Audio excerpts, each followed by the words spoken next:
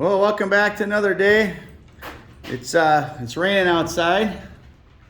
Saw that big old storm coming in from the north. That's Missouri over there. Other side of the lake. So it's a good day to be in the inside. I'm gonna try and run some water today. Something I could think of to keep moving. I got some 3/4 inch peck. Man, this stuff is hard to pull. It's so windy. I wonder if there's a better way. I'll have to try and think of something. So I'm gonna get as much done as I can tonight. Get everything buttoned down, and unfortunately we got long runs. That wasn't the way it was supposed to be, but I can already see I'm gonna need a whole lot more.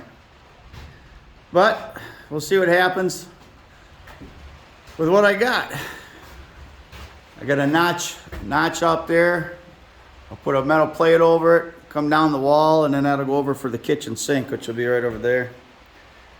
So I got that one, and we got the tub and the washer and dryer, toilet, and of course the bathroom sink.